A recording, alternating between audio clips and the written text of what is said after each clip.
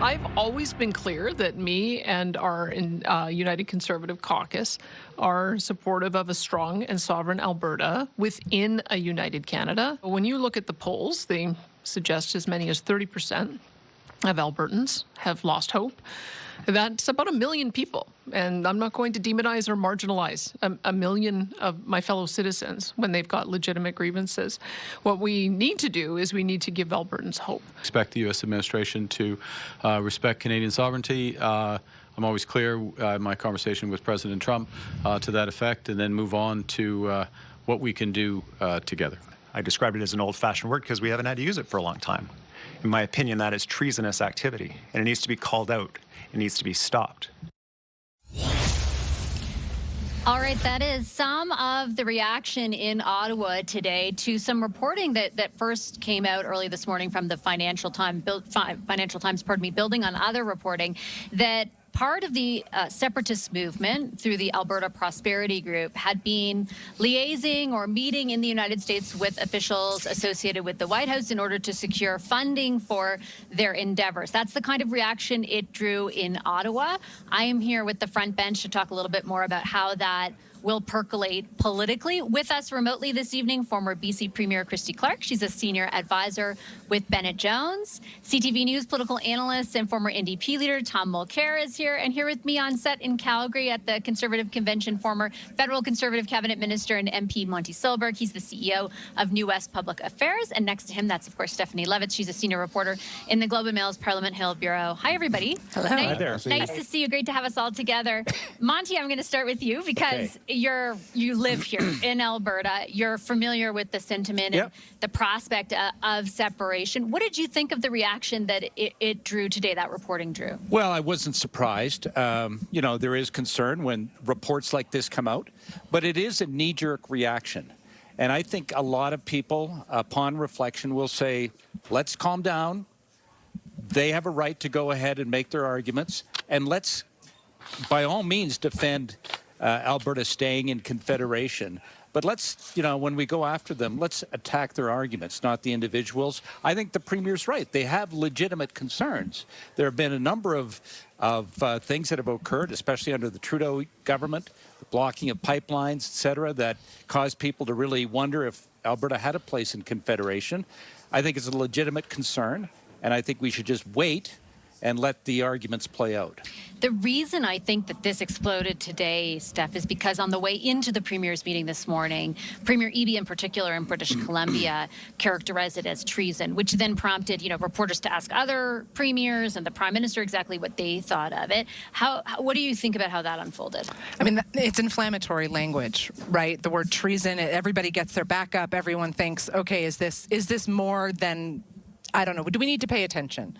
And at a time when it is, I think, clear that national unity is there are chinks in that armor, shall we say? And as much as the Premier's tried to project a united front today, when you have a group going down to meet with the U.S., of all people at all times and all places, it gets people's backup, legitimately. I think that it doesn't discount what, what the Premier said, even Monty's point, that the people who are contemplating this idea that Alberta should separate have grievances, they want them heard, but to be seeking what looks like, or has the objective of looking like, an allyship with America at the time when our country is so threatened by America, people are going to freak out.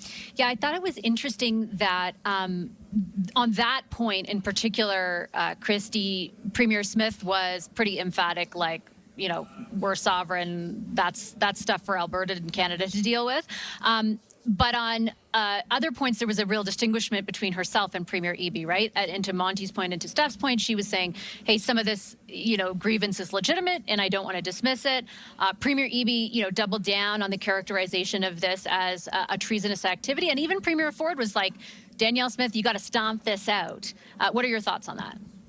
Well, two things. One, I think that Danielle Smith should stop using the word sovereign. What she means is provincial independence in her realm, constitutional realm, which is an issue for all premiers and has been for a long time, with lots and lots of federal overreach. So she, provincial independence, Lots of people in Western Canada and other parts of the country would support that. Absolutely. But using the word sovereign, I think, is dog whistle politics. She's trying to, send a message to some of the people who are on the extreme, who have been part of her core in the past. And I think it's really irresponsible to do that. I don't think that David Eby should have referred to it as treason. I think that in doing that, and we all believe that there's an election coming up in BC, so rhetoric is getting a little bit warmed up. But I think in doing that, because it's clearly not treason under the law, I think what he was doing is giving a whole bunch of attention to a fringe group in Alberta that's never going to get any legs under it, and creating a gift for Donald Trump by raising the profile of this, because what Donald Trump wants out of this is maybe better access to Alberta's resources, okay. Second, he wants to destabilize the country in the middle of an important negotiation, and we shouldn't be giving him any advantage there. Actually, on that point, Tom, I want to get your input, and I first want to actually play. I think we should have the clip from Scott Bessent, the Treasury Secretary, who this week in one of the many interviews in which he referenced Canada, invoked sort of the possibility of, their interest in separation. Do we have that clip? Can we play it? Alberta is a wealth of natural resources, but they won't let them build a pipeline to the Pacific. I think we should let them come down into the U.S., and Alberta is a natural partner for the U.S. They have great resources. The Albertans are very independent people. Rumors that they may have a referendum on whether they want to stay in Canada or not. I mean, Tom, part of the story today is that the reporting today, came after, just a few days after those comments were made. I think that's why part of the other reason why there was the reaction there was. Yeah, and it's part and parcel of what Trump has been saying since he started musing about the 51st state. No, he won't attack us militarily, but he could attack us economically and here, even politically. It might sound like an odd comparison, but as somebody who lived it, it reminds me of Charles de Gaulle's famous speech from the City Hall of Montreal talking about Vive le Québec libre. Across Canada, in one voice, all Canadians said, mind your own business, except for the people who were cheering in that crowd. So there is a small group of people in Alberta who sincerely believe that they'd be better off leaving Canada. The Supreme Court of Canada in 1998 opened up that door, not just for Quebec on secession, it's for any province that meets their criteria. So we've got to take this stuff seriously, and that's why I think it was such a big mistake for David Eby to use over-the-top language. I agree completely with Christy. She's a lawyer, as is Mr. Eby, as am I. And guess what? It's not treason under the criminal code, but it is a criminal act that he's accusing this group of performing in the United States. Is it political interference and totally inopportune and inappropriate? Yes. But the French were always the object of the same type of entreaty by the separatist movement in Quebec. They were careful with it because they had areas like Corsica and Brittany that could have just as easily tipped, or the Basque region. So they were careful. They always said, well, we're not indifferent, but we're not interfering. And that was their line that they used for decades. I think that the Americans are doing just the opposite. They're having a little bit too much fun sticking their nose into this. Bessent needs a map because he also believes that Alberta is his, quote, gateway to the Arctic. Well, this is typical of what we're going to be dealing with. Bessent is a key player for Trump. He's somebody who is sent forward to give that sort of message. And yes, it's direct interference. It is part and parcel of Trump's threats against Canada. And I agree that it's part of the negotiation tactics of the Americans to destabilize the people across from you, and they still do feel very upset with Carney's speech in Davos, and this is them, reacting after we poked the bear. One quick final question for you on this, Monty, and about the prospect of a referendum, because, it's fair to point out that the Premier, introduced legislation that makes that prospect more likely because the bar to meet is lower. It sounds like from the organizers of the separatist movement, they really feel like they're going to have the numbers to go forward with it. Are you worried that even if it is a minority of Albertans, that, like Mr. Kenney said earlier on the show, there is a group that feel like this is the place to express their frustration, even if they don't want to separate? Yes, I think that's completely true. I think there's, there's been polling that indicates maybe about 15% of Albertans feel very strongly about separating versus the 30% that we've seen in polling who indicate that they would vote to go to a referendum and have expressed their concern about federal overreach. And, Tom's talked about that. And I think that's absolutely the case. I think the bigger concern is that if, the referendum goes ahead and the majority says we want to stay in Canada, that these people, the separatist movement, won't stop. And they have other levers to pull, like trying to get a leadership review of the Premier, split the party up, cause this to continue on, and cause all of the the problems that go with it, including driving investment out of Alberta while all of this gets settled. I do want to switch gears because we're talking here at the Conservative Convention. Tomorrow night, Mr. Poilievre will face a leadership vote. A couple of the delegates spoke to my colleague, Jeremy Charron. I want to play some of those clips for you. I will be voting to keep him. I do think he's the best person to continue to lead this party. I'm torn, honestly. I feel like part of me believes that, I like an underdog. I love a good redemption story, but I also want the message to come across very clearly that mistakes were made. All right, Steph, you've been on the ground here for a little while. What is your sense of the way things are shaping up? Yeah, bingo to that second quote, right? I think that it's the people here that seem on the fence. It's not a question of Mr. Poilievre, the man. It's a question of how everything is running and how everything is going. And a sense from the delegates that I've spoken to who aren't 100% with Mr. Poilievre, they don't want him to get 100%. They want to be sending a signal that says, hey, not everything is great here. And don't take us for granted. You need to, we want to see something different. And I find that really interesting because it's, in its own way, it's not about we don't think he's the right leader. It's just we want him accountable for the mistakes that were made. And I get a sense that people don't see that accountability. But I would also say that the vast majority of people are very proudly wearing the Yes, Pierre buttons that they're picking up the second after they register for this convention. What, Christy, are you watching for in this vote? And how important, I know there's not a person I can interview here who doesn't tell me the number doesn't matter. How important is the number? The number's everything. I mean, Joe Clark proved that. You just can't get a remote brand because you can't get away with 50%. It's got to be above 70% in order to people to, to kind of quell any potential dissent there.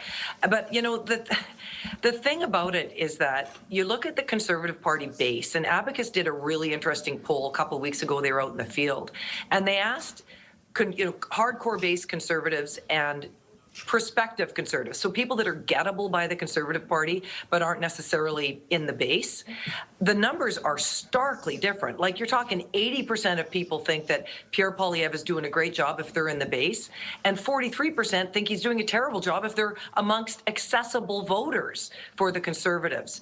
So you look at those numbers, same sort of seesaw motion on whether or not he should be whether or not he can win the next election between the people who are in the base and the people who are prospective voters. You can't win elections if you don't get the accessible voters that are there. I mean, they demonstrated that in the last election. They had every chance to win, but they lost those accessible voters, and too many of them went to Carney. So here's the difference between Conservative Party and the Liberal Party, ultimately, because so many policy ideas overlap. It's that when Liberals have a leader who can't win, who's getting terrible numbers with prospective voters, Liberals ditch the leader within 10 seconds of the poll getting out. Conservatives have this terrible habit of sticking with their leaders no matter what the polls are telling them. And so, I predict, of course, he's going to come out with a good number. I bet 75 plus, maybe 80%. But, as someone sort of outside the political world now, I kind of look at it, shake my head and think, boy, if you guys don't get a new leader, your odds of winning the next election, based on the polling we're seeing now, are very, very minimal. Well, it's interesting, Tom, because maybe historically that's been the case, but more recent history has been, in the case of Aaron O'Toole and Andrew Scheer, that they did turf them very quickly. And I know, speaking to a lot of people here, they're mindful of that kind of comparison in this instance and feel like, oh, he did get close, so maybe he deserves another shot. What are your thoughts on that? Yeah, and I have more sympathy than most about people who go through leadership votes, as you know, Vashi. But I think that Christie has hit the nail right on the head. And that's what I've been hearing the most from Conservatives I've had the chance to speak with over the past couple of weeks. They like Pierre Poilievre. They acknowledge Poilievre's main talking point, that he had a breakthrough, that he got a higher number than the Conservative Party, as it now exists, has ever had before in terms of the overall electorate. But he couldn't win. And that's their key question. Can Pierre Poilievre ever win a Canadian election? And more of the ones that I've been speaking to have been saying that's their ballot question. They don't think he can win. So it's not personal from them about Poilievre. It's personal about the perception of that accessible pool of voters that are necessary to tap into if you want to have an electoral victory. And they think that it is not accessible to the Pierre Poilievre that they've been seeing.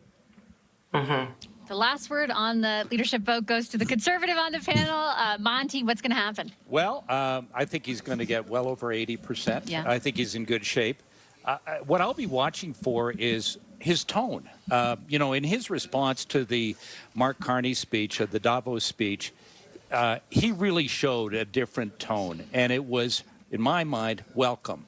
It probably was the kind of tone that he would need to adopt to access that 14% of people who didn't put their name beside a Conservative in the last election, but are prepared to do it if they hear something that they like. So, you know, keep it up, Pierre. I think there's a chance that you can continue to build on that really important base that you've established till now, the one that has barely budged. Even the Leger poll that just came out, 38%, I think it was, and it's stayed that strong for the entire year. So I think, you know, he just needs a little change, a little tweaking, and he'll be there. Okay, I'm going to leave it on that note. Really appreciate the discussion this evening. Thanks, everyone, or this afternoon here in Calgary, I should say. Christy Clark, Tom Mulcair, and here on set, Monty Solberg and Stephanie Levitz.